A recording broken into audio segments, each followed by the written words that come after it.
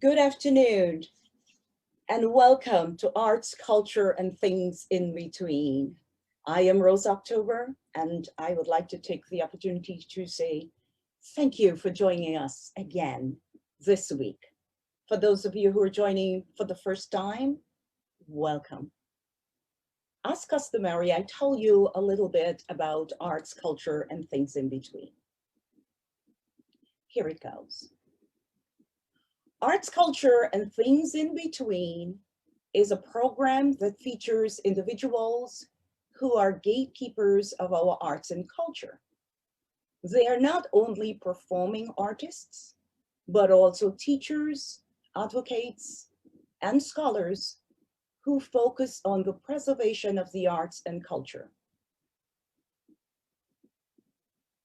When arts is mentioned, it is being referred to as different art forms such as visual, applied, or performing arts.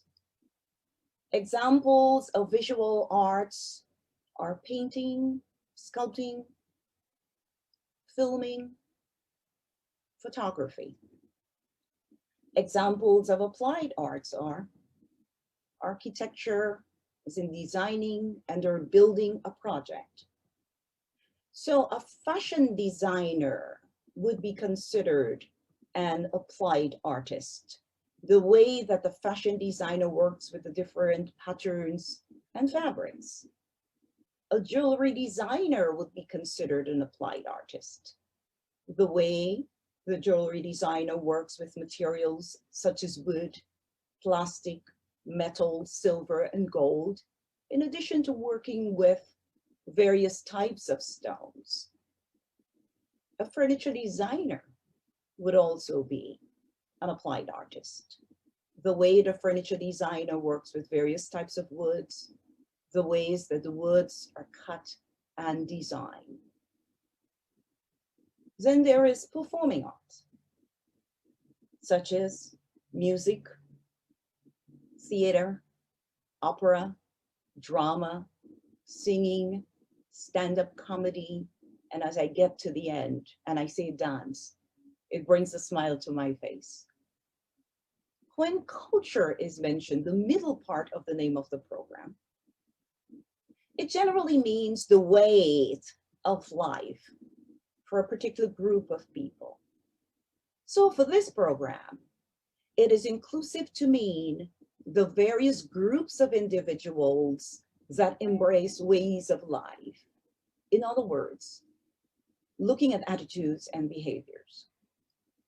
What is important to note, though, is that as culture is mentioned, I'm really looking at how practices are passed from one generation to another. Things in between, the last part of the name of the program. Arts, culture, and things in between. It has to do with life issues that affect the execution of the arts and cultural practices. This involves both positive and negative experiences that become part of the creative process. Today's guest is wearing a couple, maybe a few hats.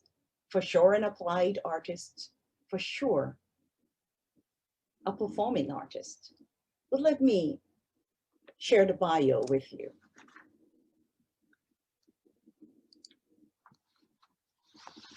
So, Mwanza Glen is a dancer, choreographer, fashion designer, and entrepreneur who hails from Georgetown, Guyana. This entrepreneur attended St. Agnes nursery and primary schools, then went on to Richard Ishmael Secondary and Tutorial High School. Upon leaving Tutorial High School, he went into customer service for 6 months at Qualfin Guyana Inc. Following this, he became his own boss. And Mwanza's creativity has been molded by his biggest supporter, his mom, who was a seamstress. At the age of 9, he created designs and wraps, which his mother would eventually use for some of her customers. And Mwanza is a dancer and choreographer. 22 years ago, he began dancing at church. Following this, he danced at the Guyana National School of Dance, after which he joined the National Dance Company of Guyana, where he spent 8 years before resigning in 2015. While a member of the National Dance Company of Guyana, he performed nationally and internationally. He is versatile in dance styles such as modern, contemporary, folk, and Afro-Caribbean. As a dancer, Mwanza worked with several organizations and academic institutions across Guyana.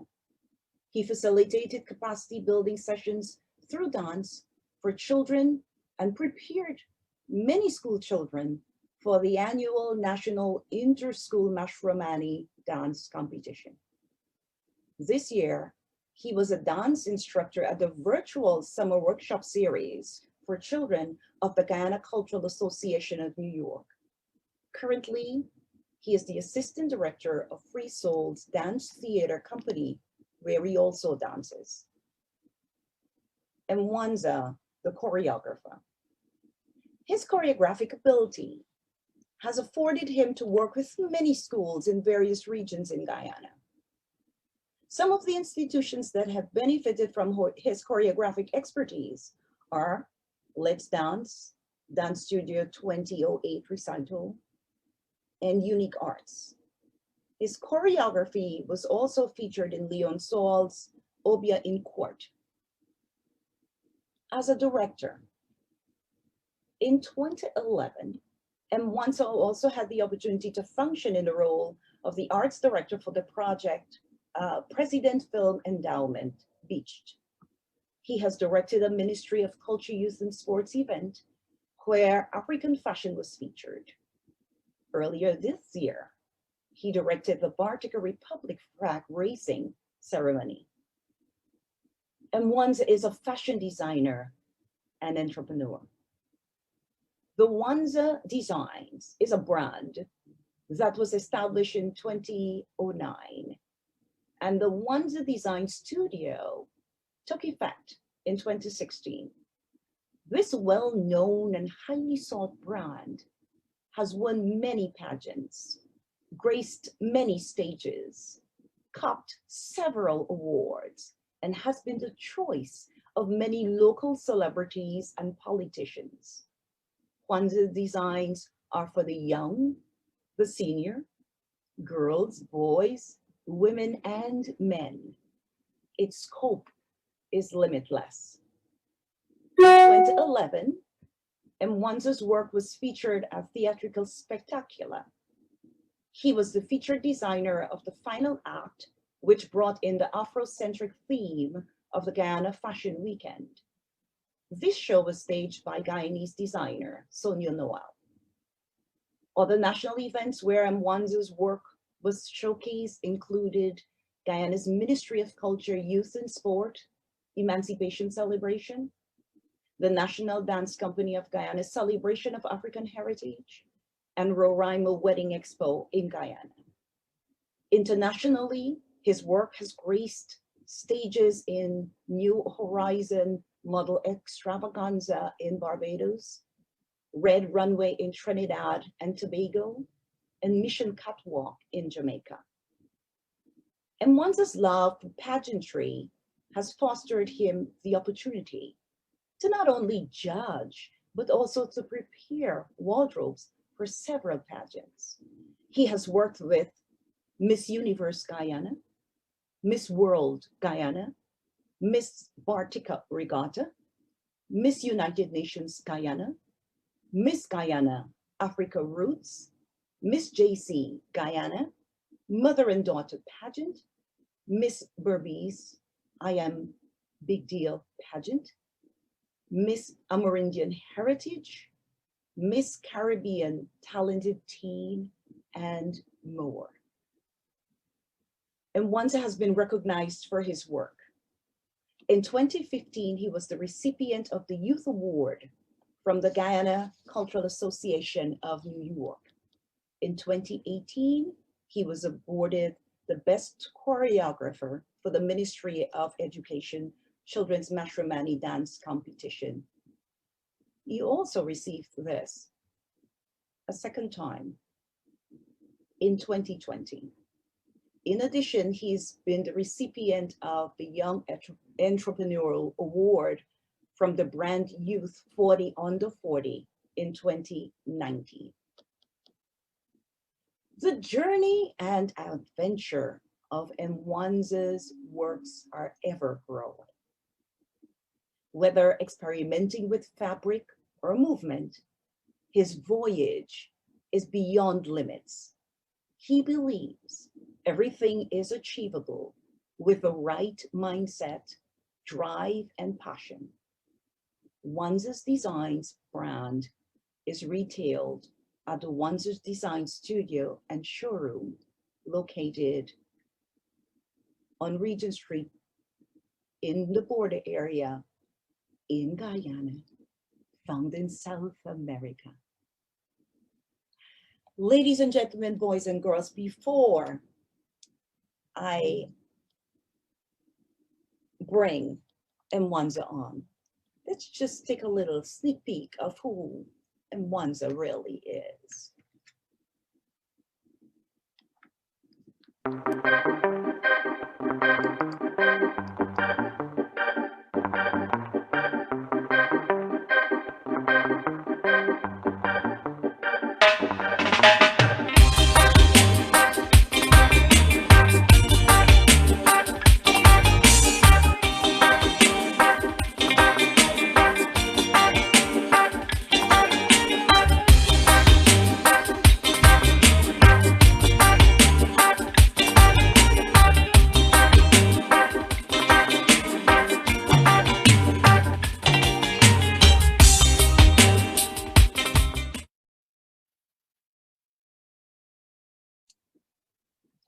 So we've gotten a peek.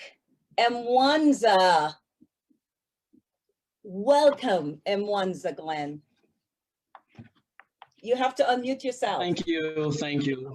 Oh, good. Thank you, thank you, thank you, thank you for having me. It's a privilege. It's even so heartwarming to listen to the things that I would have accomplished. Sometimes we don't take note of them, but when we sit in here, it's like, oh my God, wow, wow. So thank you for having me, Dr. Rose. You're welcome. You're welcome. You know, I am one who celebrates your work. You know, I'm a true fan. I truly admire it. No. That I know. So, let's chat for a little bit. You know, I have to ask you, what's in the name Mwanza? I'm sure you get that all the time. True, true, true, true. I mean, I like the idea that the name is a conversation starter. And, you know, I'm ashamed to say that there was a time in my younger days when I was kind of ashamed of my name, because you had moments when, you know, persons was like, who am I? Who? All right. So my home name was David. So that was the answer to all the questions concerning the name. Instead of telling people my name, I was like, I am David. Right. So there was a point when I was like, I think I need to really, really embrace the name. And the name is so unique. And I, it took me a while to fall in love with it and embrace it thoroughly. I can't remember the details to the direct meaning, but what I took away from it is that it had something to do with creativity. And I was like, oh, this might be one of the reasons why I am where I am now. And I always endorse knowing names and the meaning in names, and because it carries a lot of things. So be careful in how you name your children and what's not. But you know, I am now Mwanza, and I wouldn't have it any other way. It's a privilege to introduce myself. Like it rolls off the tongue, and it's so beautiful, beautiful to fall in love with my name. You're with you, M1, M1.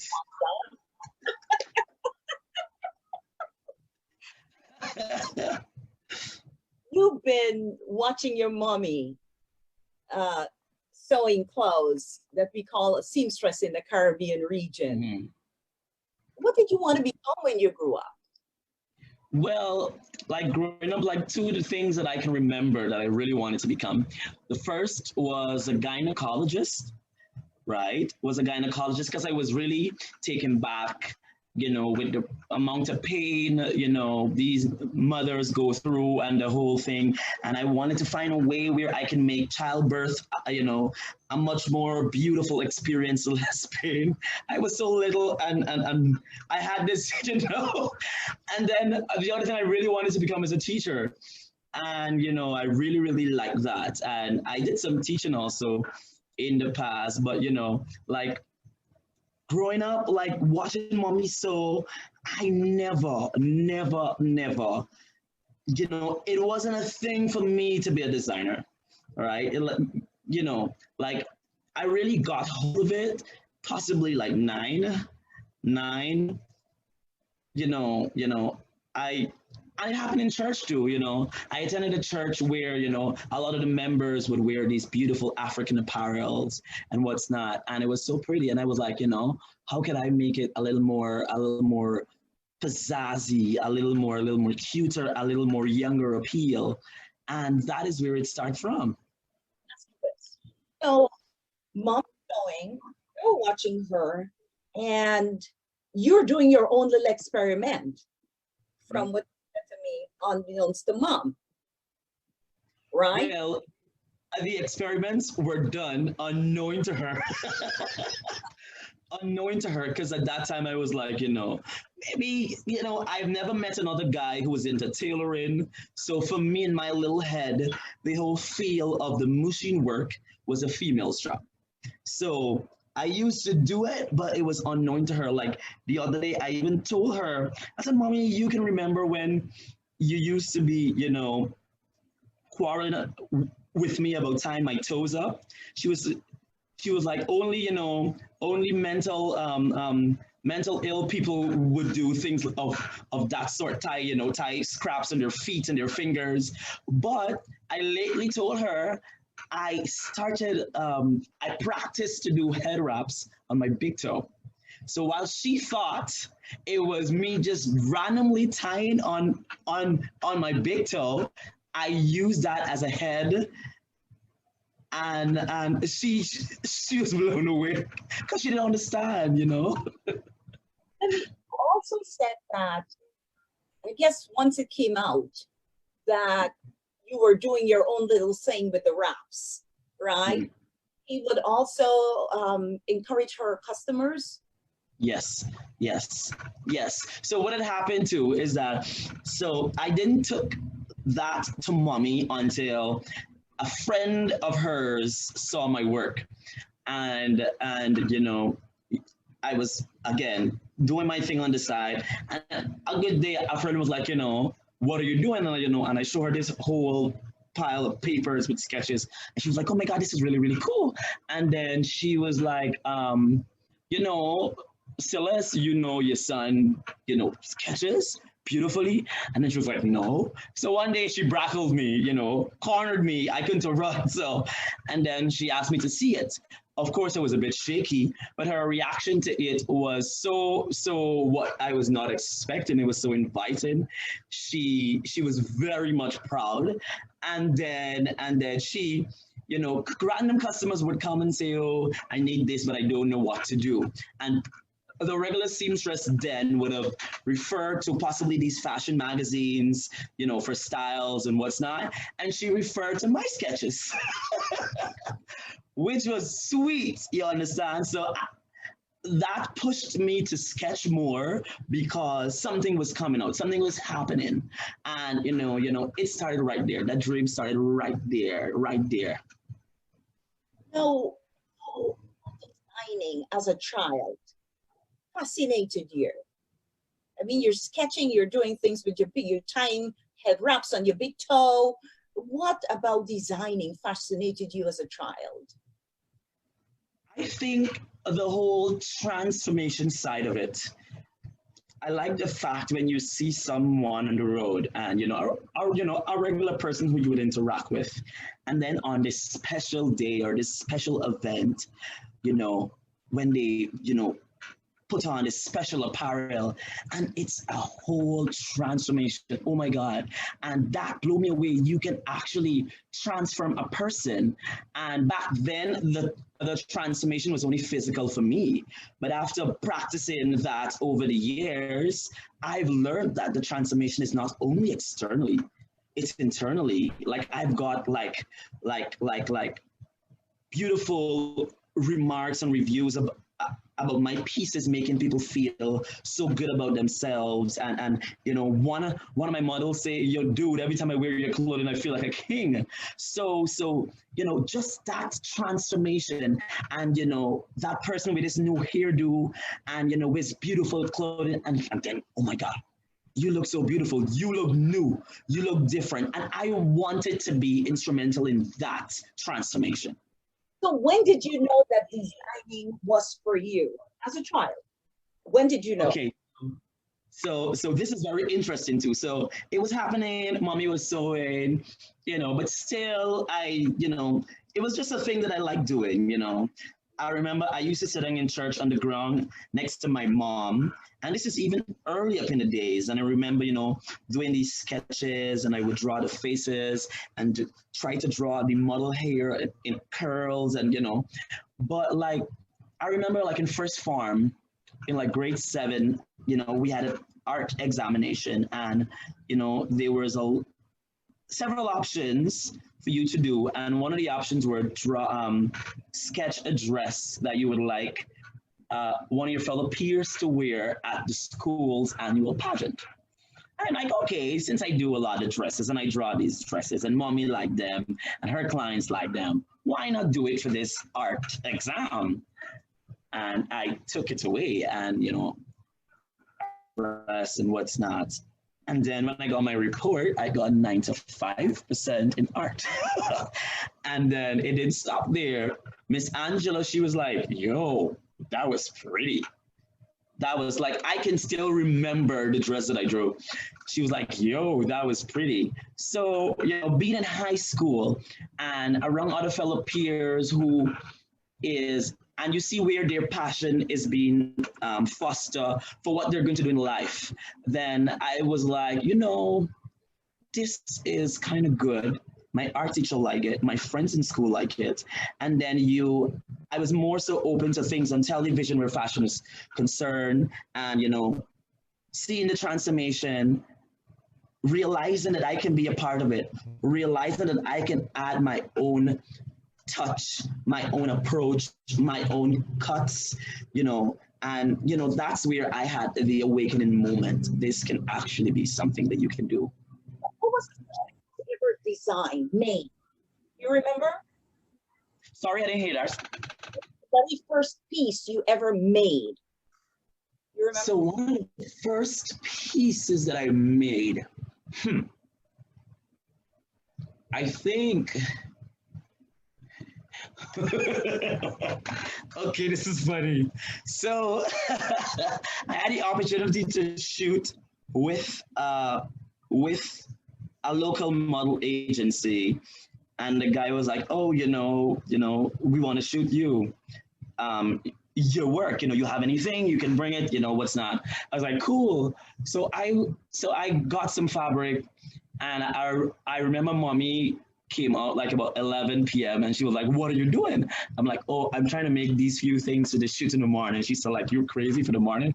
She was like, "Yes." And then she got up like about 2 a.m. because the light was still on. And then she's like, "What are you doing?"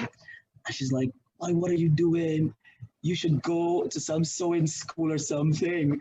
Because back then, sewing on the machine was not my strong point. So I angle every design in a way whereas it can do small to no sewing at all, and it's a lot of straps and ties because I could not have sewn. And she was like, "Yo, go to a sewing class, go and And I was always determined, like, like I've never attended a sewing class, but I was so determined to get it off of my own, and and I remember going on the shoot, and then everything had to tie. Like there was so many ties. There were so many ties. But like I still have photos of that.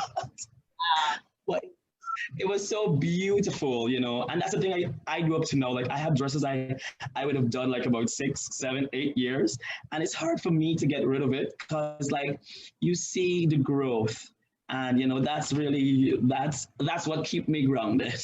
Part of your exhibits in Mwanza Design Studio. Why not put it up? That's where you began. That would be great. And talking about conversation piece with your name and Mwanza conversation piece. Yes. Why not? Aside from watching your mom, were you into dolls? You said that you were rubbing heads on your big toe. What was your mannequin? I mean, were you working with dolls? I mean, how were you making out just with your creations? So the thing is, dolls were always a part of this, but having it, knowing the stereotype that's around it, and my mother was strict, I was like, hell no. I ain't getting myself into asking mommy for no doll, and I know she's gonna throw the idea out the door, because back then, so my mother came from a large household, I think she has possibly like about 11, 12 siblings. So, so I find back then that an artistic child was not what she was open to. So receiving certain requests from an artistic perspective, I don't think she would have accepted it from there. So certain requests I didn't ask for because I know I'm not gonna get it. She will not see from the angle that I'm seeing it from. And is mommy, I ain't getting myself in nothing. So what I did, I would do the sketches. First, it was blank sketches. Then I would grab a fabric that I think would work good with the sketch, and then I would try to color the fabric as close, color the sketch as close as the snippet of fabric that I have. And then after that, I realized that, that wasn't getting nowhere. Then I started doing like fill-in. So I would do the whole sketch and then cut out the clothes from the fabric and then paste it on it. So I would have had a better idea or picture. So I've never got the opportunity of working on dolls or on any draping mannequins, when I was younger. And look at you now. Let me ask you one last question before we take a look at more of your work or more of you. How was it for a boy making clothes or sketching or doing what you were doing as a child? I mean, yes, you were watching mom and you were imitating mom, so to speak. But how was it for you? For me, it was kind of hard because even from a child, I was aware to the taboo that surround that aesthetic, and it goes back to coming from a society or a community where art is not accepted. That's number one, and two, it's not accepted so much from a male child to be creative, right? And that even would take me into when I would have started dance, right? But there was even a time when mommy didn't really understood what was happening with me. She saw the work, she appreciated, but there was a time when she was ignorant as to what is happening. And, she reminded me the other day that, she asked a friend and she said, man, I see my son doing this, is it something questionable? I don't understand. I don't know. And I appreciate the fact that she didn't shut me down. She didn't shut me down. She seek help. She said, I don't know what to do. What is happening? Is this a thing the guys do? What is happening? You understand? But I appreciate the fact that she didn't shut me down. Although she was ignorant to it, there was never a time when I was like, no, you can't.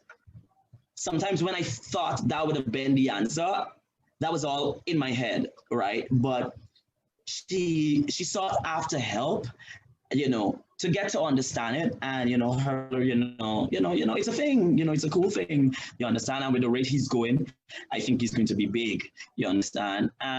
But for me, it was always that, oh, boys can do this, and that was always the heavy weight that I would have taken on my journey.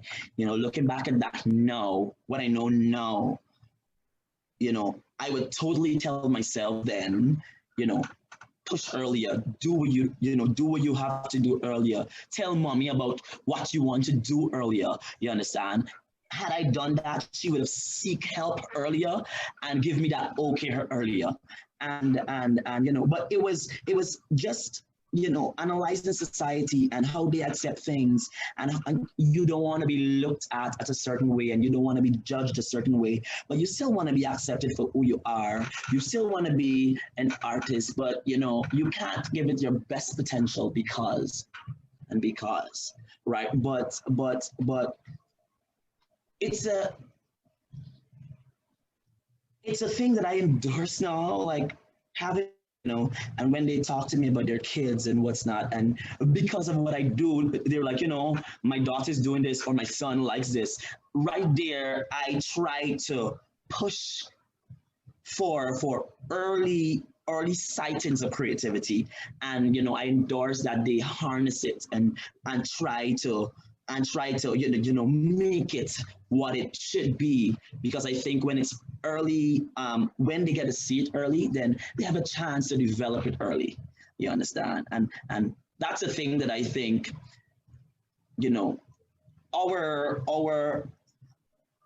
our country lacks, that early push for creativity. I want to, newsflash, it's a Caribbean thing, I could tell you. It's a Caribbean thing, the way that Caribbean parenting happens. Every parent, and it's changing now, obviously, intrusion of World Wide Web, and we are all connected from around the world. So we're getting so many different perspectives on parenting and how to foster our children who have gifts of some artistic form. But it's a Caribbean regional thing, whereby parents wanted their children to be a doctor, a nurse, a teacher, and you are a teacher, you're a dance teacher, for crying out loud. So at least you get to do it. But let's take a peek at some more of you, and then we'll come back and talk some more. How about that? Awesome.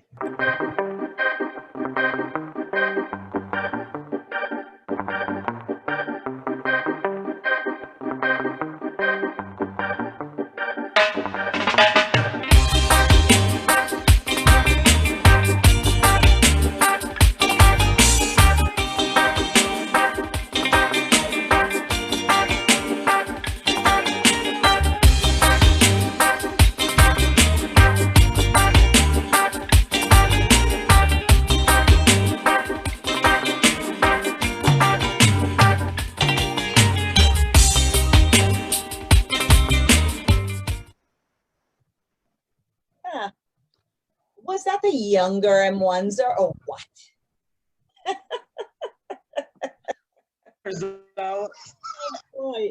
Before I had lots. Yes. So, ladies and gentlemen, boys and girls, if you're just joining or if you joined us late, I'm Rose October. I'm sitting with Mwanza Glen, who is an applied artist and a performing artist.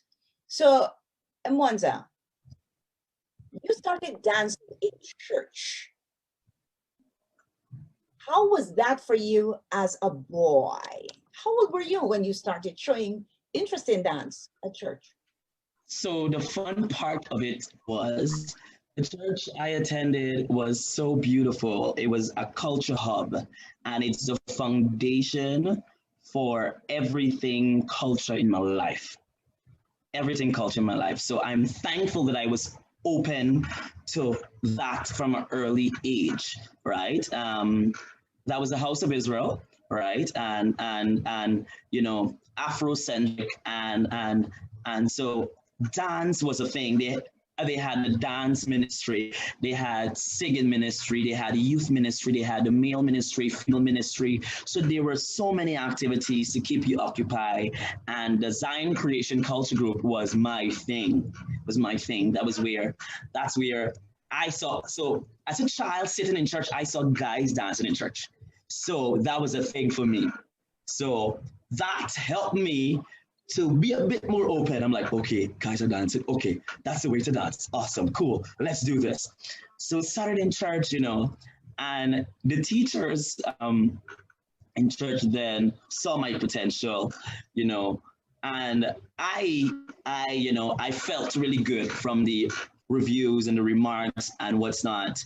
And it was so beautiful, seeing the songs, and we would have these concerts happen in church, and the skits happening, and dance and songs, and then they will have like model segments and these beautiful things. So these are things that I grow up with. You understand that rich African culture, the wear. You understand, like I am so glad and privileged that I was open to that as a child. I am so glad. So church is a major foundation into my cultural upbringing. Well, I am so happy at Mwanza because House of Israel is located on 6th Street and Peace and light. Light. 6th and Light. Yes. Okay. Yes. And the thing is, and sometimes when I visit home, I stay on 6th Street, and the music. Yes, okay. Drums, you still hear the singing. The drums, yes, yes. But the reason I'm saying I'm happy to hear you say this is because I don't know that in all of my life, I met someone, so you were my first, was raised, who received his or her humble beginnings in the church, the House of Israel. Yes. So I'm so happy to hear you make that connection. Of course. And not to be judgmental about other churches. I am not sure that dance in other churches would be embraced that way. And this is with me being ignorant now, folks. So please don't go. That does make sense because it would have been customary for a young boy to dance in church, in your church. Yes. Yes. A young boy to play the drums or to, be exposed to the whole cultural aspect with the Afrocentric piece that is very, very critical to to one's identity. So I to hear. That's actually where the name came from. So in the House of Israel, we believe that when you're born again in the faith, we believe of changing the name, and we believe the name is key to one identity. You understand? So we take names seriously. So every child that is born in the House of Israel is given a Jewish African name. Okay, so then let me ask you this. How do we work the David with the Mwanza? Is it that you were born David, changed Mwanza? What? So the Rabbi Edward Washington, right? So based on what I've known, I remember I was how to put this? I was one of the kids that he loved, right? That he loved. And Mwanza, it's my name that I got from the church, but David is the name that the rabbi himself gave to me, right? So all through church, everybody in church, everybody who know me as a child growing up with, know me as David. Persons in my professional life, like school and what's not, they know the M1's Glen. But as long as we played together as a child, you would know me as David. So David is the name that the rabbi himself gave to me. All right. So yeah. So if somebody were to say it to you in the street, hey David, you know it's somebody from exactly. Somebody. Uh-huh. Back then. All right. Mm-hmm. So you danced at church where Mm-hmm. you began. Then you jump to the Mm-hmm. of dance. Mm-hmm. And how did that jump happen from church to the dance school? So while dancing at church, there was a few members within the culture group who attended the National School of Dance, right? So so you would hear about these things, and you would hear about there's a school that foster dancers in Guyana. I'm like, what? There's a school that you go to and do dance classes? That was like, yo, because you accustomed coming to church or on Sundays afternoon, dance rehearsals at church and so forth. But then there's a school that is designated for dance. Yo, I need to be a part of that, right? So one of the members were like, I think you should do it. I think you should go. And I remember I was in first form. That was 2003. And then it was just after MASH competition. That was me viewing the competition. There was a rehearsal for Miss Mashramani pageant. And Miss Daniel was there with the company because they had a rehearsal just after the competition. So while they were clearing out the theater, clearing out the students that was there for the competition, the dance company came in and they were sitting. And I saw an associate from church who was in the company, Kijana Lewis. So Kijana Lewis. Yeah. Also, we came from the same church, same upbringing, everything. Nice. I love right. So I saw Kijana Lewis and I was like, yo, what's happening? He said, we here, company here for a rehearsal and what's not. I said, man, look, I want to dance, man. I want to join this group. He said, okay, cool, go ask the lady there. So then he showed me Miss Daniel. And then, is this back then what I saw was this old woman with huge glasses. And I turned to him, I was like 11, 12, and I turned to him and I was like, the old woman teaching y'all dance? and he laughed and he laughed and he laughed. He said, yes. Yeah, she has a lot of. He said, yes. He said, yes, that same old woman. So I'm like, okay. I mean, she looked very intimidating. He said, no matter what, right? And then I had a conversation with another friend, Natalie Adams. She was at GCA workshop in 2018 and she helped with the raps. Oh, yeah. She did the good. So she's also from church who dance also. And she was like, okay, I'm gonna take you a good day and then I'm gonna get you signed up. So I remember when afternoon after school, I came and then she brought me in and then I think I spoke to Miss Danielle and then she said, okay, you wanna dance? And I was like, yes, what's not? And she's like, okay, come from Saturday from 1 to 2, right? Mind you, Saturday was my Sabbath because we were Sabbath keepers. So I'm like, Saturday? Is mommy gonna let me out on Saturday to go dance? Knowing that she is very stern on her cultural practices, her Sabbath. You don't play on these Sabbaths. And then I took it to mom and I'm like, Mom, can I please? She's like, okay. 1 hour are good. Run and head back. So she allowed me to go. So, knowing that Sabbath, she's so strict on that. And then she still, in some way, pushed me. So, like, mother is like it's like my angel. She is not the mom who is going to be on the bench with the placard, shouting, yo, go, son, go. But every positive venture that I sought after, mommy was like, okay, go ahead. Okay, go ahead. Okay, go ahead. And I am forever thankful for that. Because sometimes I know it wasn't easy. It wasn't easy to just allow when you're young. And I'm a child. I'm always looking for new ways to edify myself. I'm always looking to new ways to learn and to better the little talent that I have. And although I'm the one looking for it, as long as she see it fit, she's like, okay, go.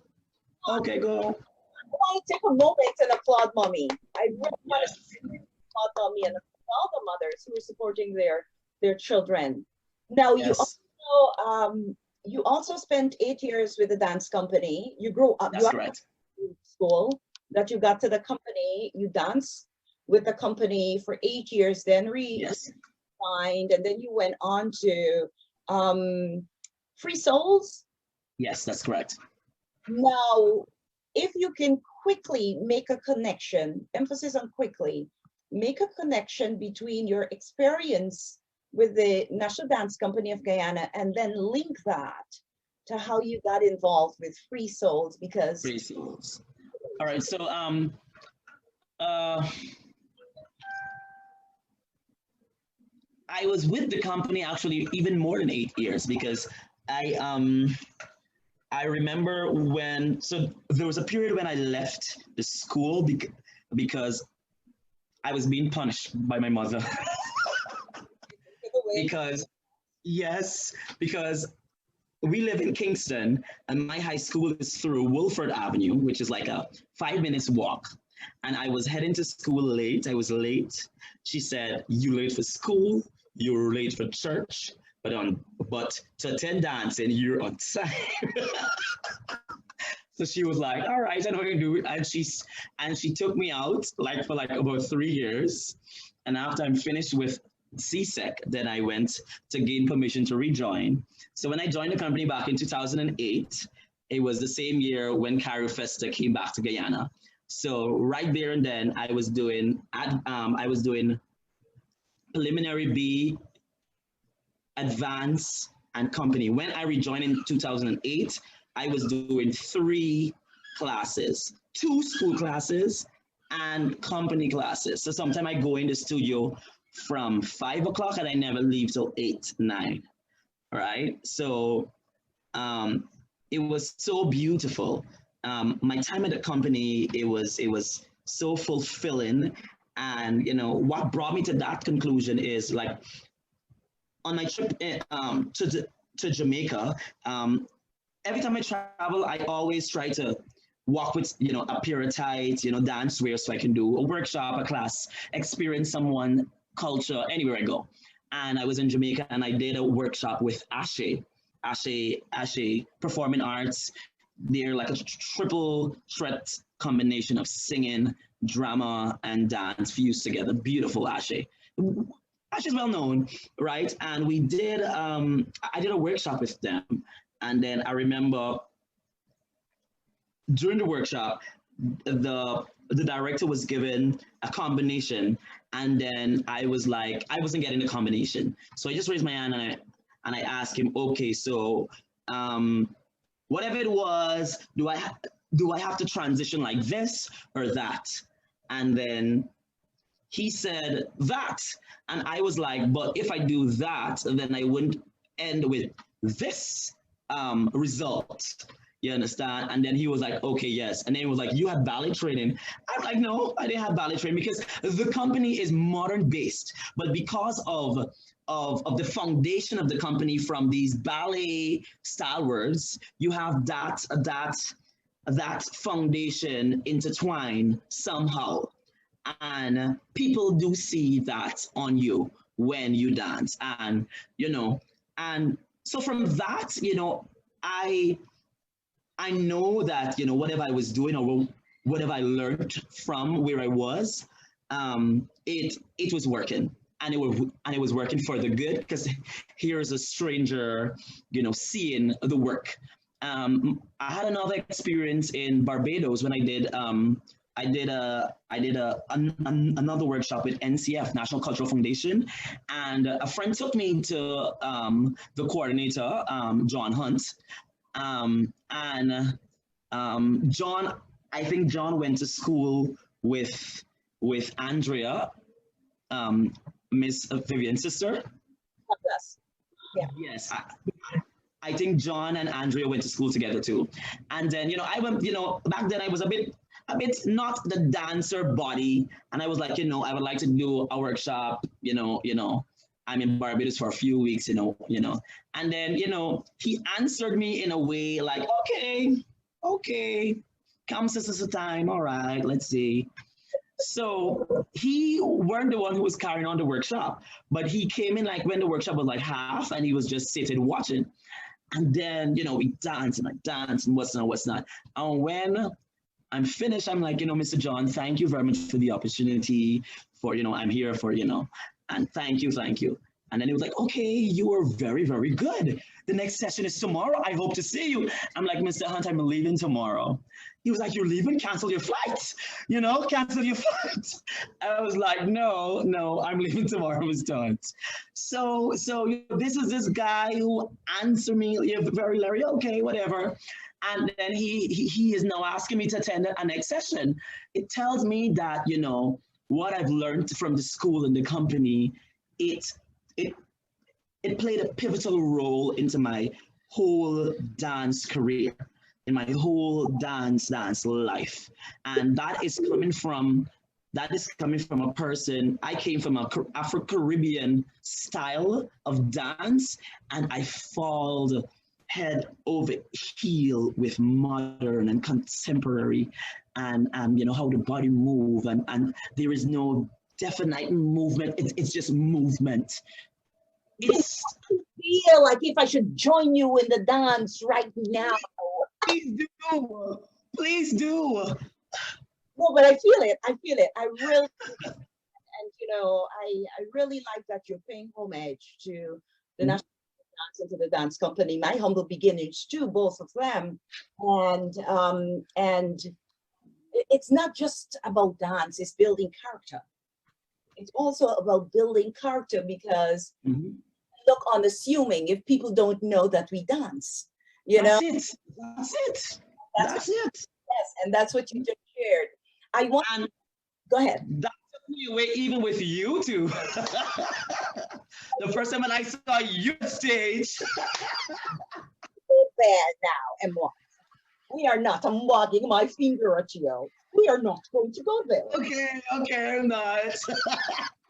Listen, before we look at a little bit of your work, talk quickly, emphasis on quickly, right? On with Free Souls Dance Theater. Mm-hmm. Okay, so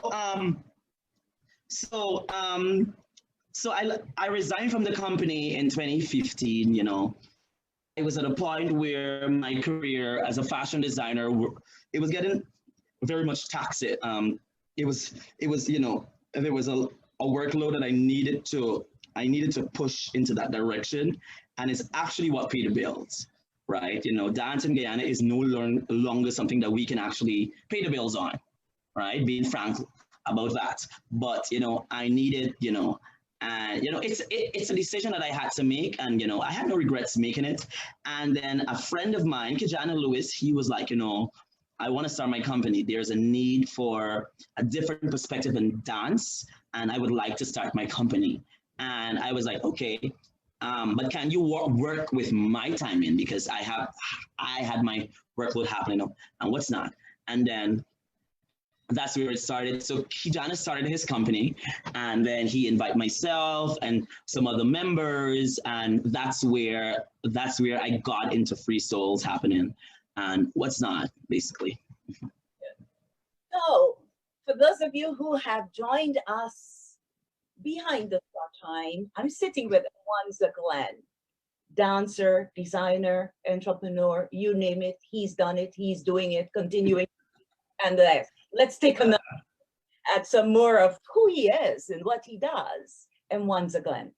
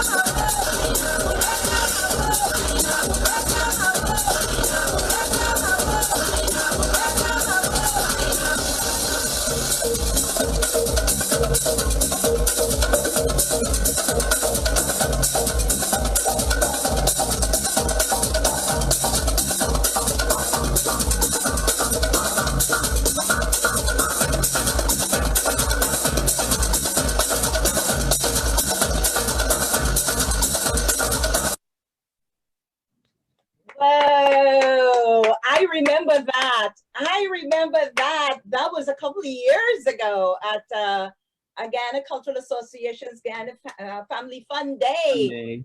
You know, that was actually Yes. a proud moment because all of those dancers there, male dancers, very strong male dancers, Guyanese, Charles, Yes. um, Cliff, Jermaine, Kajana. yeah.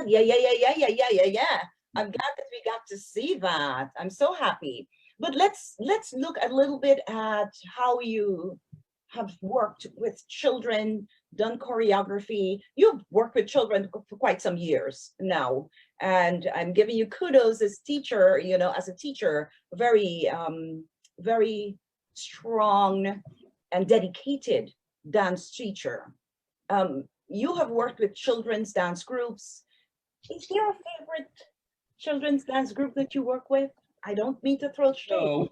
So true, but they will have to be my babies from Bartica, from the 3 Mile Secondary School. So anybody from 3 Miles that are tuned in and you guys are watching, you know, Sarah Mwanza, miss you, and you guys know I love you.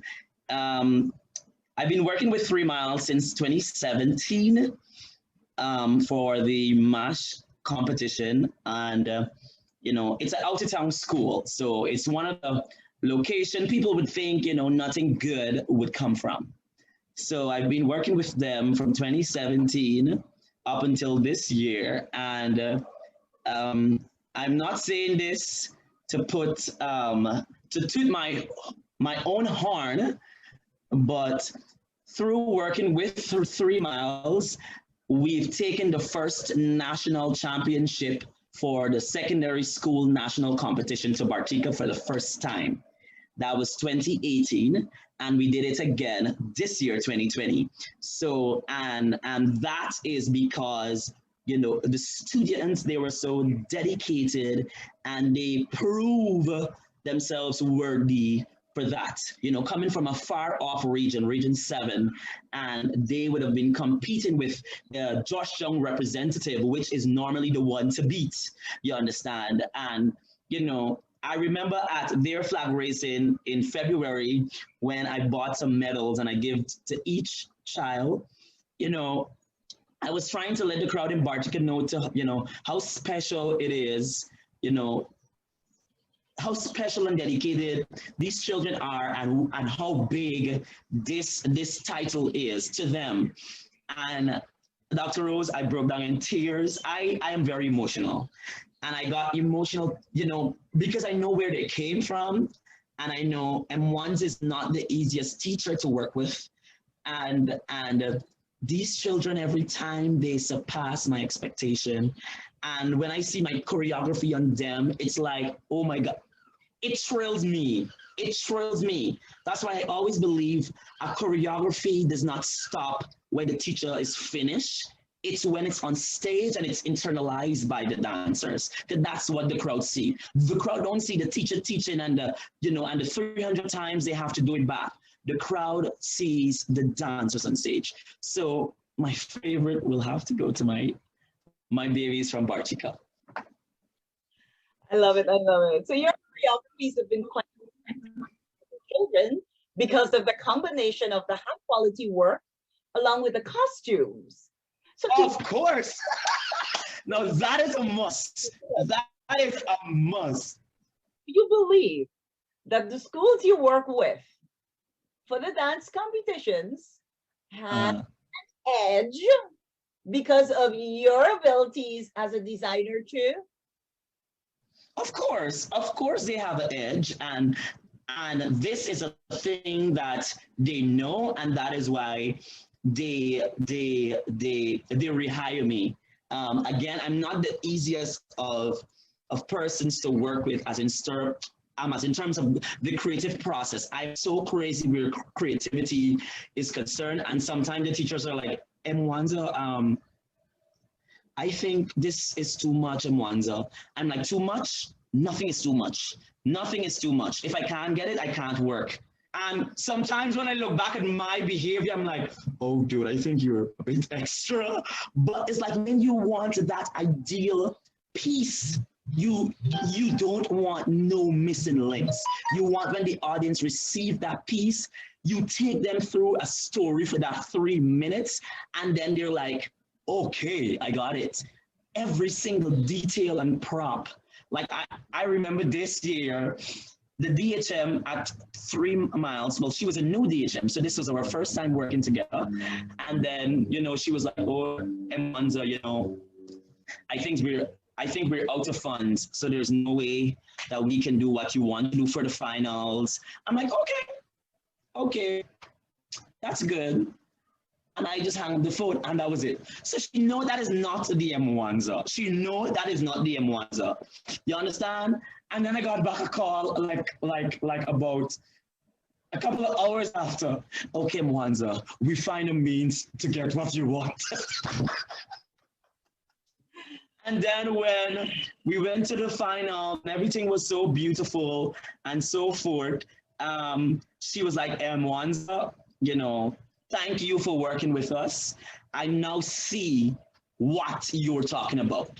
Because what I find, Dr. Rose, is that this is Bartica. This is a school in a way. So when you tell these schools things like, you need to get props, you need to get hanging props, you need to get your backdrop, stage props, this happening, smoke, fog on stage, this happening. This is a small community. They're not open to theatrical elements and content. You understand? For them, it's a dance on stage, a dance off stage, and that is it. So for far too long, they would have gone to the finals and they would have came home with no awards, what's not, and that was actually okay for them.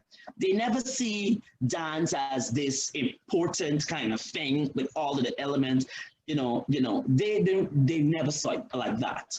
And I am like, if you want to win Georgetown, if you want to win an area where they are very, very theatrically inclined, you need to visit the competition from their game. You need to handle it like how they handle it. You understand? So it was a time getting them to that place, understanding the theater, understanding stage, what is needed, props, that, how you cut music, how you combine music, how you allow the costume to it's like, even before you see the dance, you see them on stage and the costume is so invigorating. It only puts you in a place to just imagine what the choreography will be, right? So it's so much, but I'm so glad that I can safely say that we came on a journey, and the team at 3 Mile Secondary is so beautiful. It's so beautiful. And thank you, school, for really taking the arts serious. Thank you, 3 Miles, for taking the arts serious. Thank you to my auntie. My aunt was the acting deputy there, and she started it. She's no longer there, but she started it. So you must give reverence to where it started, but 3 Miles continue to allow that to preserve. So thank you for seeing the art serious, Bartica. Thank you. I just wanted to expand on what you're saying and further explain to those to our viewers who may not know that what M1 is talking about is dance in Georgetown, which is the capital city in Guyana, versus dance in other areas. And Bartica is an area of Guyana where, obviously, because of its remoteness, that emphasis is not placed on the spectacle that you would see. Mm-hmm. And he, as a city person, taking some of that city work vision to Bartica and really hold the not just the children, but the teachers and the headmistress and the deputy headmistress and everybody else who would come on board to really understand the importance of lending the artistic qualities to the choreography so that it can truly be a competition. And Bartica would be in the competition to win. And this we did. Now, a general question regarding costuming. do you design costumes for dance shows or dance companies generally? So at Free Souls, I'm the costume director. There were a few schools in the past who I would have designed for their competition pieces and what's not. And I think with them knowing that I'm with Bartica, I think that might be, it's not that they don't want to come, but they see it as, he got a team in, so I'm not going to go to him, right? But we do it for our company, for Free Souls. I've never done it for another company to say, but I would have done it for schools to competition, even schools that I didn't work with.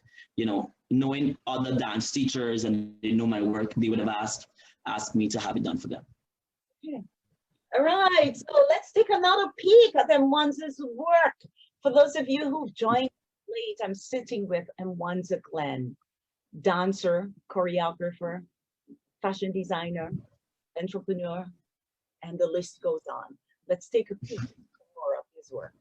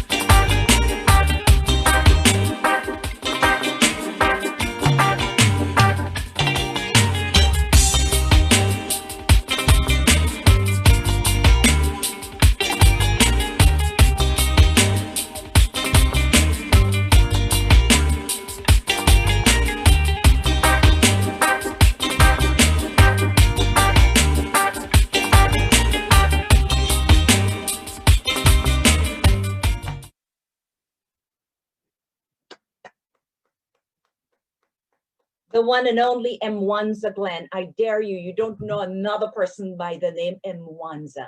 Guess what? He's here. And things in between. Mwanza, you have dressed girls, boys, women, men, beauty queens, celebrities, politicians, and the like. You seem to like the color blue, though. This is... Is blue your favorite color? No, it's not. So you saw that observation? Yeah, I have been watching your work for years. And to me, everything, most things got some blue. You need to start watching that because I see. So let's take the involvement in pageants. Designer, what are your thoughts about pageants? Because pageants have gotten some bad rap. Diana especially. I am a pageant fanatic. I'm a fan of pageants. So, and it has nothing to do with my work being featured or not. I really like the opportunity to sell oneself, so one's country, and I just like competing. I just like the idea of competing. And you know, I really like pageantry, you know. Well, over the years, have been a lot of backlashes, one of which I think might be the reason why the Miss World pageant would have like curbed certain things on their pageant where swimwear is concerned. You know, swimwear is no longer a category, you know, which will make a bigger room for other beautiful women who's talented the same way, who might do the swimwear segment. But I really think pageant is an opportunity. And then there's so many pageants happening now. There's a pageant for everybody. There are pageants for the lady who don't want to do this. There are pageants for the ladies who just might be married. There is pageants for everything. I like the opportunity of a lady displaying her grace, etiquette, you know, how she speak, you know, her talent. I like that idea. It is it has been introduced in male pageants also. And I just like the idea of talent being displayed. That's what more so I like about it. Whether the talent is, speaking, because that is a talent, whether the talent is whatever thing you're doing, I just like that idea. So, as I mentioned, pageants have gotten a bad rap. Have you ever refused to design a gown for a pageant contestant because of who the pageant organizers were, or for any other reasons? Have you refused to be a part of a pageant as a designer? Actually, no, but it happened to me in the other way around. So one of the organizers in the pageant told the delegate she need to find another designer. All right. And, I tried to make it. Go ahead, sorry. Oh, and the reason I ask that again is because I know that there's so many pageants in Guyana, and there's so much politicking around it. That's why I ask, and I really don't expect you, and I don't want you to get into details of anything. I was just asking because of your forte, your expertise as a designer. Now, how do you decide on a particular style or color as a pageant, for a pageant gown? How do you go about that? Well, one most important thing is analyzing the client, analyzing the body of the client, analyzing the silhouette of the client, analyzing the skin tone of the client, and then taking into consideration, this is not a gown that will be wear on the normal lighting. It's stage lighting, which is much brighter, and with all the angle, things will be seen from a three-dimensional point. So you have to take those things into consideration, then the client's body specification into consideration, and then that's how we decide on color, decide on the style, the silhouette on, and the details, because there's sometimes you add detail to hide certain things in the client's body, or you add details to showcase certain things in the client's body. So, there's a lot being taken into consideration, before we can select the style and the color. Now, you in many pageants, and I do believe that you do, because I've seen your work. I've gone to quite a few pageants that your gowns were being showcased to in Guyana. What has been your best pageant experience to date? My best pageant experience to date. Okay. That would have to be when I did the wardrobe for Radiant Frank. This is a really cool friend of mine. Radiant Frank, when she was going up for Miss, the local leg of Guyana Jam Zone pageant, right? The local leg, I did her entire wardrobe, and she wore this beautiful blue gown, and then there was a part of it that it had like a transparent. Sorry? I'm sorry, I missed myself. Yes. You said blue. Okay, continue going. It was blue indeed, right? So it was a blue gown, and the side of it had like this transparent mesh where you were given the chance to see skin, but not so much. And then, the rhinestones happening, and the bottom was so huge and puffy and so beautiful. And what was most memorable is Radiant. She's not the pageant girl who you would go for, but her journey leading up to the pageant was so fulfilling to see her from where she started to where she finished the pageant. We did her gown, she got best gown. We did her national dress. She got best national dress. We did her swimwear. She didn't got the swimwear, but she got best smile. She got every prize accepted the swimwear for that pageant, and she got first runner-up. She got every single little prizes that they had for her wardrobe was beautiful. It was beautiful. It fluffs some feathers, but it was beautiful. And what was so fulfilling about that experience is that Radiant is a really close friend. She told me that she wanted to do the pageant. I was like, hell no, because she is not the typical pageant girl. But through rehearsal and through working with her pageant trainer, Paul Charles, he did wonders on her, and she even surprised us. You understand? So the whole thing, from the results to the person, seeing her growth, was very fulfilling, very, very, very, very fulfilling. That's I sometimes I sit on planning pageants, but that's the piece about pageantry that I like. The development of the contestant, starting with not knowing how to walk, not knowing how to hold the body, no learning about poise, no learning to walk, shoes, for the first time, being in a dress because I am a pants gal, that kind of a thing. To watch the development and to eventually go and top so many prizes. Yes, definitely. That's a sad story.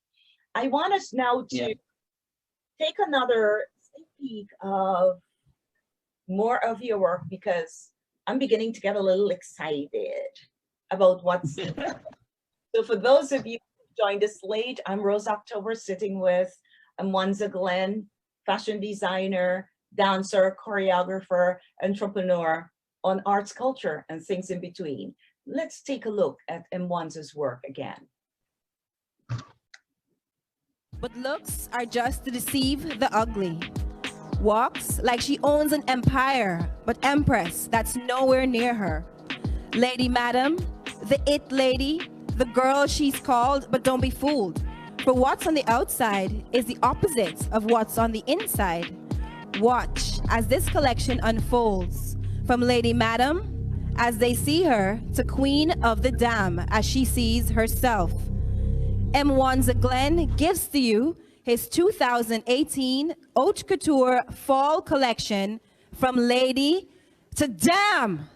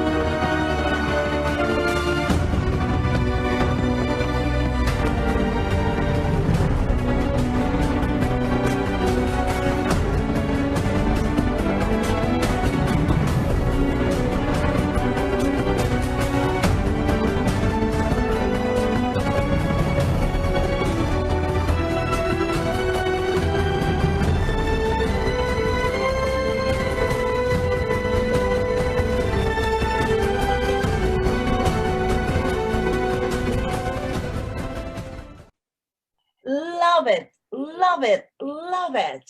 And that's just a sneak peek, folks. Mwanza, Mwanza, I have to ask you. Now, this fashion show was a part of a bigger one, right? There were other designers. That's correct. Mm-hmm. Right? That were being showcased. And without giving away what the remainder of your piece was about, from lady to dam, tell us, where did that Oh my God, it is a societal warfare when I was, doing research, because for all of my collections, it's much more than just doing fancy dresses. I'm an artist, so I really like the idea of telling a story. Yeah, a story, each dress is a page or a chapter within that story. So it's more than just a piece on, but I was, the idea behind it was this look of society and how it forces us to be. And sometimes we are nowhere close to the show that we give society. And because it is not accepted, we just have to continue the show, in which in the long run, we will be only affecting ourselves, because we can't be the real person behind the mask. So the collection shows how society accept this middle class fashionista woman. This woman, she's middle class, so she works and she likes clothing. So a lot of her monies are spent with the clothes that she wear. But because she is like that, she's this working person, she's corporate. So every appearance she makes, she needs to be very ladylike. People look at her, people only expect a certain look from her. But deep down inside, she is a totally different person. So the collection unfolds the show she gives to society, and it finishes with who she sees herself as, who she really is, what she wants to show and she's so afraid to show. Oh, I love it. I love it. I love it. So Mwanza Designs started a few years ago, right? And then 4 years ago, we got Mwanza Studio, right? Got the studio, yes. Right? Now, what happened between 2009, when you started off with Mwanza Designs, and 2016, when Mwanza Design Studio was born? Because you were dressing people in between still. Of course. Mm-hmm.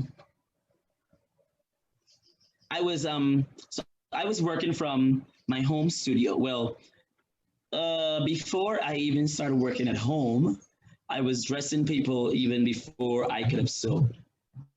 Right. So there was some neighborhood seamstresses who would have, tried to bring some of my ideas to life, and that's where it started.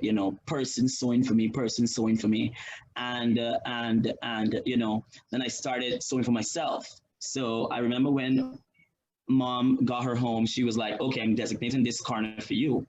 Don't let me see an inch of scrap on no part of my house. You hear me?" So I had my little space at home where I was working and what's not. At times, of course, it gets messy and what's not. But then after working, we realized that where I live, I had my clients who used to come that far to get the work. But I think I needed to open my wings to expand. And through a joint effort of myself and a business partner, we opened our first studio that was in Orange Walk. And, you know, it was a joint effort of myself and another partner. And we started there. And I must say, I must thank that business partner. I'm not going to mention the name, but I must thank that person for pushing me, for challenging me to get out of my home studio. Get out so you can meet walk-in clients. Get out so you can meet new clients. From our studio we spent like about 5 months at the studio in Orange Walk before we moved to our new studio on Regent Street, which we are there for possibly 3 years and change now, right? And we have got no regrets, no regrets. We have our first floor where we do all the productions, where we do all the sewing, where we create the magic. And downstairs, we have our showroom where you can come and see the beautiful pieces. You can come and pick up a ready-made piece and what's not, basically. So I like when you think the magic, because we saw a little bit of that. And my head is in a real swirl right now because I'm so happy that there has been transformation, not just for you as an individual, as a young creative, but for you, the business person, the entrepreneur, the designer. And when you look at how the different pieces of you and Mwanza come together, how dance is in your designs, because I looked at I think it was the very first piece that we just saw with that model just walking gracefully, and the dress, the hemline of the dress is just floating along nicely, smoothly, gracefully with her. Create like that. Call me kissing up, then maybe I am. You know, so I'm looking at the growth from all the different angles and want to commend you, you know, as a teacher who is doing this. And I know that you are an example for many young ones coming up. So I want to take this opportunity to applaud you further. Now, what were some challenges that you had to overcome as a young entrepreneur? Like one of the biggest, it was the fear of getting out of my home studio. I'm here on live also on Facebook on my phone, and a client and a friend just reminded me when she had to wait in my house for her piece. So, you know, that was the hardest thing.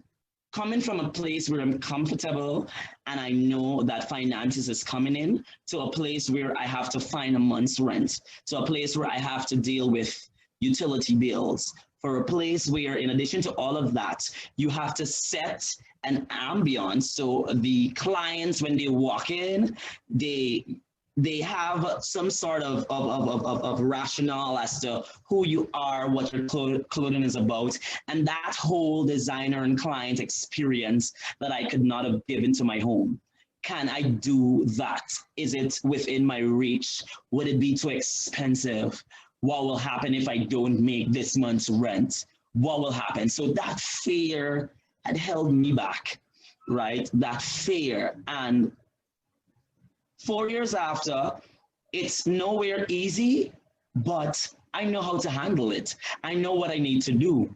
I know if this don't work, which other avenue I can get revenues from. I know what I need to increase so I can increase my inflow of revenue. I know what I need to invest so I can get another piece of revenue from this area.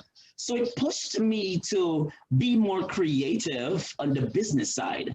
You see, what a lot of persons don't see, sometimes with a small business owners, we are the business creator, we are the person making the product, we're the person selling the product, we're the finance person behind it. And sometimes it's hard, but in some way it's schooling me.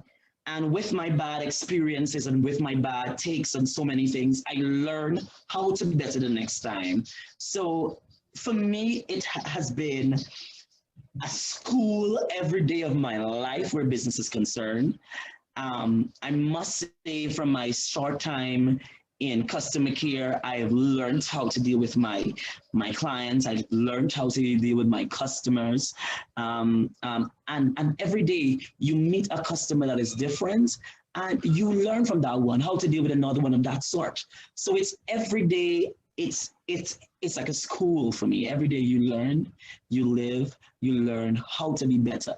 Every day you learn how to be a better person in business. Every day you learn what other venture you can, go into that will be in some way complementing your business that you can have, whereas you can gain another income from. So it's a beautiful place to be where you learn from your experiences and you grow as an entrepreneur. Love it, love it, love it, love it. I love knowledge though that you in terms of how you can use your creativity to bring in income if there is a need. Yes. And then when all else fails, as a dancer, you pick up a gig. Voila. Voila. When all else fails. Let's take another peek at your work. I am getting excited because this that we're about to see, if I can let the cat out of the bag a little bit, is also pushing the envelope in a really sweet way. I just love it. Let's watch some more of Mwanza's work.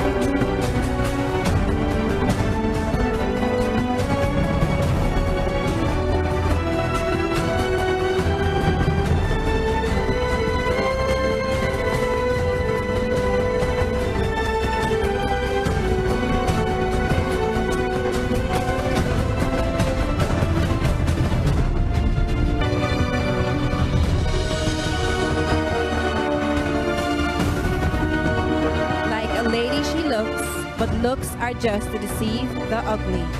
From Lady to Damn by Mwanza's Designs, 2018 Haute Couture Fall Collection.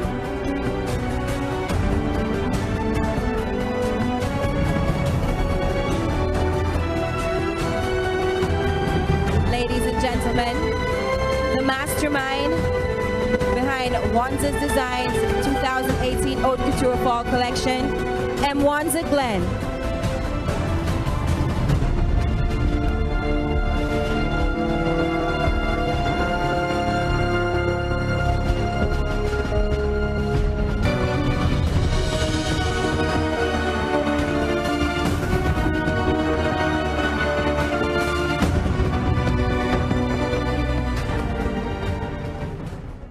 Wow. We just Oh my God. went to a fashion show there. We just went to a lovely fashion show. And I'm sitting there watching and I'm thinking, who is this creative that would come up with such elegant haute couture? I mean, the balance, the symmetry, the look, you know, of the models there. You're making me blush, Dr. Rose. Say what? You're making me blush. Gosh, because it was so theatrical. And I believe that those in attendance were transformed. They felt as though they were someplace else until the curtains. Yes. I mean, tell us about the whole black line at the end, because that was phenomenal. I mean, that's what I wanted. I wanted a storyline, and like even when I was the art director for Beached, I remember doing research on movies and the coloring pastel characters, and sometimes you don't see it, but with character development, the character costumes, it changes. If a character is developing from a good character to a bad character, he or she will move from lights to darks to where he is fully developed to his character. And I wanted to play on that. I wanted to play on musicality. I wanted you to feel, in addition to watching what was happening. My models were walking slow down the runway. I wanted you to feel, and the music was complementing what you were seeing, in addition to what you were feeling with it. And you see the development of light to darks. And I don't want you to take away dark being evil, dark being bad, dark being, you know, take away dark being the maximum of your potential. Take away dark being you being at the mass or the maximum of your beautiful self. You understand? Far too long, we walk away with the notion of dark is evil, dark is black, nothing of the sort. You understand? So that's how I see it, and that's what I wanted to present. And I always take into consideration, how would my client feel when this is happening? How would the audience feel? What can I add that would give them that, you know? So we mix ready to wear with haute couture, and then we give you some theatrical pieces. So you have it's a whole production happening.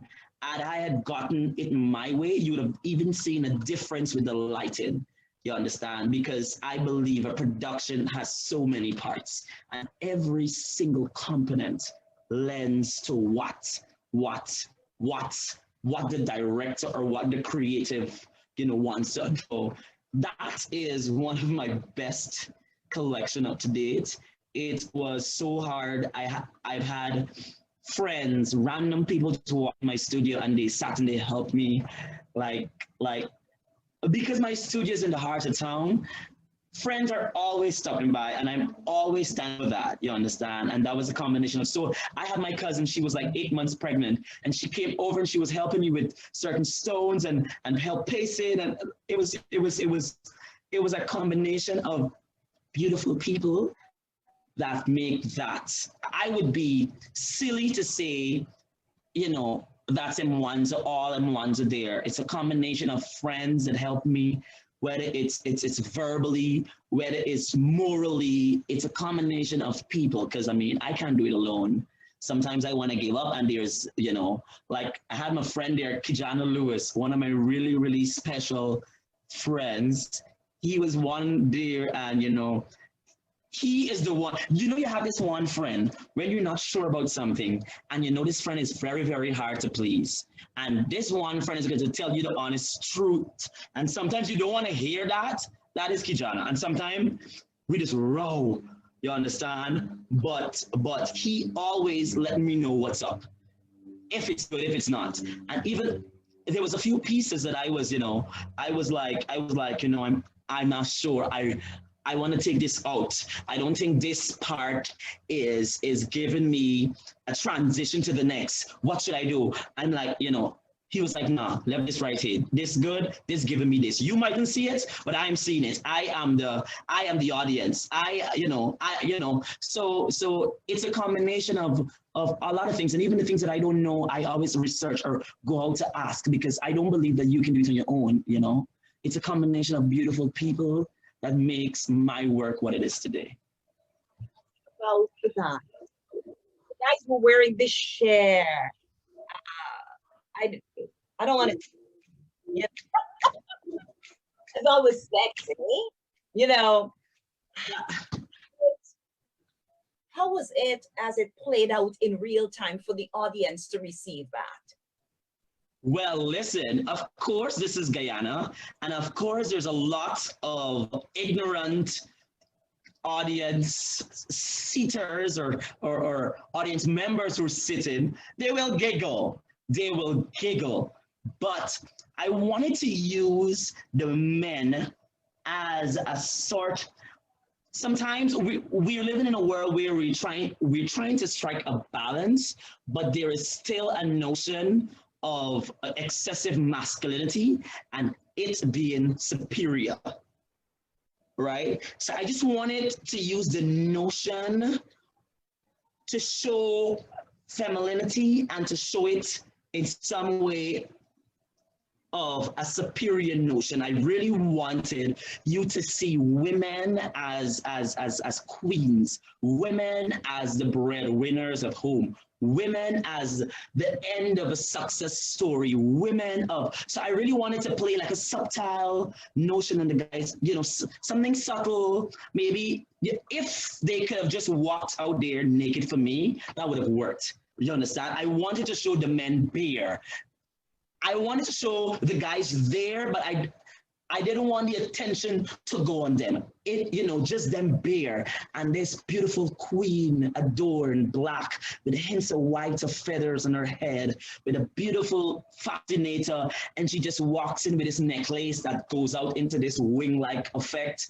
And it's so grace and eloquence and black upon black upon black upon. It was, and then the guys, I must give props to the guys. Guys in Guyana don't normally wear those things. It's hard to get a guy in something like that.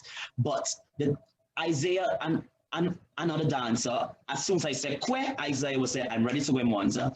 Paul Charles, another dancer, as soon as I say, yo, he was like, ready to go. And then the third guy, this was David. David is actually a model. He is he was one of my muses. I must give reverence to David. David died like a year ago, and he was one of my muse to my work. Is like one of the guys who take fashion at a different perspective and care less about what society sees it at. He took it at a different place. And every time I'm designing for a guy who who I want to see as this person, this fashionista guy, I always thought of David, and he died in an accident a few years back, and it was really really sad. He was so young. He was a really good brother. He was so one thing I always do, I'm so thankful. I'm thankful with the people who helped you to make your dreams a reality, to make your dreams a success story, help you to make your dreams unfold. And sometimes they don't get the amount of accolades they do, but without the models, without people showcasing the clothing, how would people see the clothing? So I'm very, very thankful for each and every person who would have worked with me as a model, thankful for person who would have came in the studio and just help, who send a positive word, bro, I love your work, Thank you. I'm very much thankful. You and the fraternity on the loss of David. I remember reading about it when he died. But, and I should say not but, and glad that you're able to pay homage to him still after his death, because he was big part of showcasing your part. How long did it take for you to complete that whole show, the works for the show? Collection. It was, so the work is possibly about 4 months of work, but the developmental stage of the collection concept took me like about a year. Because it makes sense though that it's your best work so far. My best collection. Yeah. My best collection. Yeah. Love it. With the researches and fabric sampling and sketching and music, that was another hard thing to find, because I had to be listening to music, classical music, but like I am so happy that every time I get to do something, it's like elements and things what I've learned through dance, I get to use it into my life as a fashion designer, and they always find a means and ways to intertwine. And for each individually, whether it be dance or design, and I'm so thankful for every experience, because I now get a chance to make powerful combination with both art form. Both art form. Nice. So you've been in the role of a director or assistant director in projects a few times. Currently, you're the artistic director for Free Souls Dance Theater Company. You've been the arts director, President Film and Project Beached in 2011. Quickly tell us a little bit about that. All right, so Beach was a film written and directed by Kojo McPherson, and it was one of the several films under the President's Film Endowment Project. So I think the President had a grant out that he gave to filmmakers, and then they had film professionals that came to Guyana to do workshops on how to get them in all the right ways, etc. And through that, they had to get the directors, the writers, film editors, and what's not. So we had like a thorough workshops that we had to do, and so forth. Leading up to these projects, and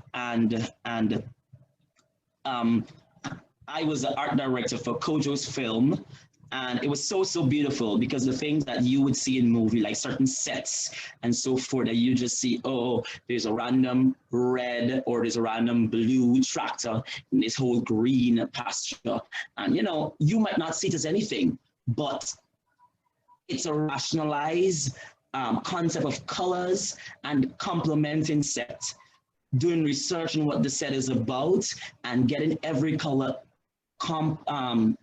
component to sell what the director is trying to get. Makeup, what makeup are we going to use? All of that, you know, is normally passed through the art director,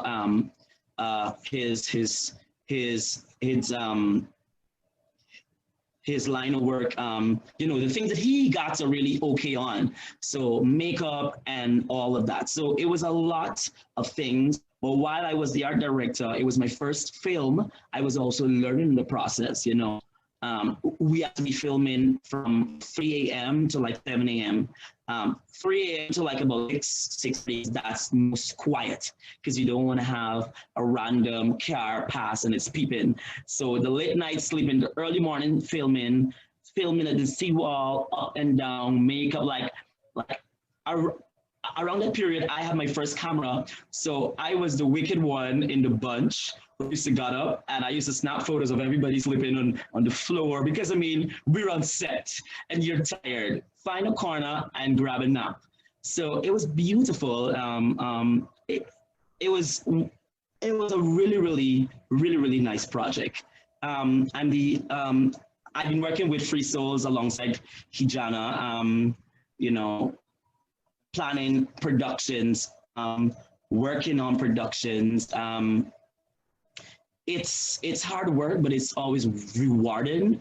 You know, I think through these engagements, I am now able to work with more artists than I could have in the past, because I find, you know, artists are people with huge personalities, and you know, sometimes some of us, we're hard to work with. So through directing and through acting in these several capacities, I am now able to deal with people, you understand? Because at the end of the day, we have to work. And to get beautiful work, like I always use the example, like when you see a cover of Vogue or a cover of some beautiful magazine, it's a combination of so many other artists, makeup artists, art director, a hairstylist, makeup, clothing. It's a combination of so much. So we can achieve so much by collaborations. So because I acted in the capacity of director, assistant director, art director, I'm now able to work in these other capacities. I am, you know, through these opportunities, I are also given the chance to work with a group called Sanaya Jami. That is like a community art group, and we do a lot of things on social ills and illnesses in society, and we use our talent to bring awareness. One of our project that we would have worked on was at the start of COVID, and we used fashion and photography, face painting and makeup to lend hand to COVID, understand what it's about, and you know, how to curb this whole rise on it. So, you know, I'm thankful for these opportunities so I can then, you know, give back in some way possible. Definitely. I like how your artistic quality have come together and become one in you. I truly admire your work, truly admire you as an artist, as a creative, as a young one too in the mix. Now, you've also co-directed the flag raising ceremony for Bartica this year, but I also wanted to, as I bring this to close, pay attention, give some attention to the fact that you have been recognized for your work. The Ghana Cultural Association of New York had awarded you the Youth Award. I know that the Ministry of Education has, you've won a couple of first places competitions for the children's Mashramani dance competition, and you were a recipient of Brand Youth 40 Under 40 award also. So you have been recognized, and I'm so happy that you have been recognized because your works are so outstanding, whether your work is in dance, choreography, designing, being a community servant on so many different levels. I want to say thank you. Thank you for your work. Thank you for your contributions, for making life nicer for those that you dress, for those that you embrace, for those that you welcome. You know, I want to give a quick reflection here. Many years ago, it must have been at the wedding expo. I think it's street or something. I don't know if you remember. We bumped into each other, and you said, and it was like refamiliarizing ourselves again. And you said to me, "Oh, I'm doing this now and that." And the piece that stuck out for me, and still does to date, was you had said to me then that your aim, your goal is to bring a certain fluidity, movement to your designs, because you want the dance in you to be shown as your designs are worn. I have to tell you, you've accomplished it. And I just want to congratulate you on that. Thank you. Thank you. I'm about to wrap this up, and I want to ask you, what's in the stars for Mwanza Glen and Mwanza Design Studios for the next 5 years, especially considering now that COVID-19 has slowed us down? True. Like starting with this year, I had so much planned, and sometimes I don't plan things out as I would like to, but this year I make sure I sat and I planned to the teak, right? I planned to the teak so much that my laptop would remind me of events that I planned, and because of COVID, you know, I had to cancel things. So my laptop would be saying, you have an event in 2 days, you have an event in 1 day, your event is today, have a good day. So, you know, like one of the things for the brand that I have planned is we had our first, my first fashion showcase, and, you know, we wanted to do that, you know, we have already booked dates already for that, and, you know, we had to cancel everything and so forth. So that was one of the things that I really wanted to do within the next 5 years, have my own show, because you know, I have a way on how I want to present it. I have a way on how I want my audience to feel as to, you know, as to fashion is concerned. You know, far too long I think that fashion show is more so about a quick walk off. Make sure my audience gets to see the clothing, feel the clothing, because at the end of the day, it might be a piece that they might want. So I want them to, you know, see the piece, interact with the piece, look at the finishing, you know, talk to me, you know, I like this, but maybe then a different color, and we can talk on how possible it is and what's not. So that's one of my one of the things I want to work on within the next year or two, hopefully. Some other things I want to do, I want to start taking the brand into some of the local stores locally. I think about 2 weeks ago, actually, the Saturday before, we had a sip and shop at my studio, and the response was so beautiful. You know, friends, colleagues, clients came out in support, and I was so happy for that. And it tells me that there's so many persons in support of the brand, and there's so many persons who like the little Mwanza approach to fashion, right? And I appreciate that. And so I am trying to take this into some stores locally, into some, you know, even if it's a 2-piece where, you know, at least I can say this particular dress, this particular piece of Mwanza's design, you can't get it anywhere else unless you shop at this store. So I'm trying to do that, and hopefully we find a market in regional or Caribbean markets. A friend is telling me on the live, don't tell her too much of my plans. Right? One of the things that I really want. Wrap this up. Don't let it up that. But you can tell them where they can find you. What platforms are you?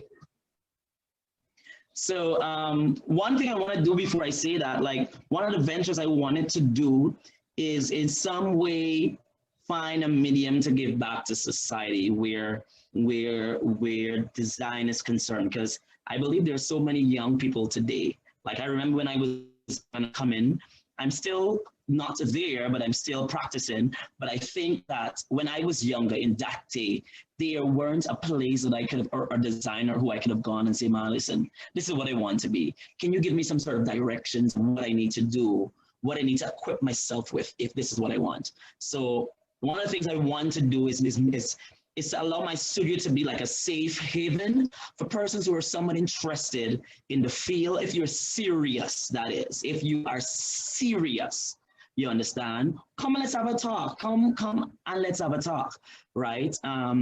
You can find me on all social handles. I'm on YouTube. I'm on Instagram. I'm on Facebook. I'm not so much on Twitter anymore. At Mwanza Glen, that is MWANZAGLENN, and you can also find my business page on Facebook at Mwanza's Designs. That is Mwanza's Designs. So you basically take the M out of my name, and you get the brand, right? You can find us on Facebook. Send us a message. Maybe you saw this program, and a word of encouragement is always welcome. You understand? And I am forever grateful for the opportunity of every person who would have contributed to the growth of my business, to the growth of me becoming the person I am today. The dancer, the designer, the teacher. I am forever, and I always pray that matters not what my accomplishments might be. I can be always approachable. I can be always humble. I can be a person who you can reach out to. So I want to thank everybody that would have contributed to the brand. Everybody. Dr. Rose, thank you to you. Thank you to the family at GCA. Thank you to all my clients. Thank you to the teachers. Thank you to my mommy who it was hard. Let me tell you, having a child who's an artist is hard to understand. I remember there was a period where I wasn't, I was buying fabric for no reason. I was just buying fabric. Mommy was like, yo, you need to buy a shoes for your foot. You need to do this. But I was so much caught up with what I wanted to become. I wasn't looking at what how I was looking out, I'm outside. I just wanted to, So thank you for all of the mothers who are fostering creative artists. Just be patient with them. Just be patient with them. If you are not aware of how to deal with them, do like what my mother did and seek help. How can you, because we're not the easiest kids to have. So once again, thank you for each and every person who would have contributed to the brand, to the dance person, to the person who love a good laugh. Thank you. Thank you. Thank you. I say thank you to my guest today, Mwanza Glen, dancer, choreographer, dance instructor, entrepreneur, designer, fashion designer, that is, artistic director, and the like. Thank you very much for coming and sitting and chatting with me and leaving your nuggets of knowledge. I truly appreciate you. And I also would like to thank the folks who make this happen, those individuals who are very supportive of arts, culture, and things in between. Claire and Goring, who does the flyer every week. And for those of you who missed last week, everything was about Claire Goring. She didn't know. She made her own flyer, and then the joke was on her. Oh my God. Her birthday on arts, culture, and things in between in fine style. Yasu Narain, who is working on the website for arts, culture, and things in between. Thank you, Dr. Raul Manzano, for hand painting the logo. Marcia Quartz for working on the YouTube channel. Today, we have worked today with Sammy Williams, who is the man behind the moment, making it all happen. And Sammy comes onto the tutelage of our own Raul De Silva, our IT pros in the house, Ron De Silver of RDE Pros, who's been doing this program with me since the beginning in May. I'm forever, forever grateful. And of course to you, the viewers, the consistent supporters who come every week and look forward and give those little nudges of encouragement. And I would like to say thank you. Two of them celebrating birthdays today. I want to shout out Dudley Charles. Dudley Charles, for sure. After every show, he calls me, Rose, I love it. Good stuff, good stuff. Dudley, good stuff for you today. Happy birthday. Happy birthday, Dudley. And a sister actress in our own right, Claude Leandro, one of Guyana's actresses. Want to say happy birthday to you, Claude, and thank you for your support too. To you again, the viewers, thank you for doing this. And the last one is for Mwanza Glen, my guest today, saying thank you. Godspeed. I wish you much, much, much, much more success. And I ask you, viewers, to bring a friend along next week, 3 to 5, as I sit with my guest, arts, culture, and things in between. I'm your host, Rose October, wishing you safety, good health, and a productive week. See you next time. Bye-bye. Bye-bye.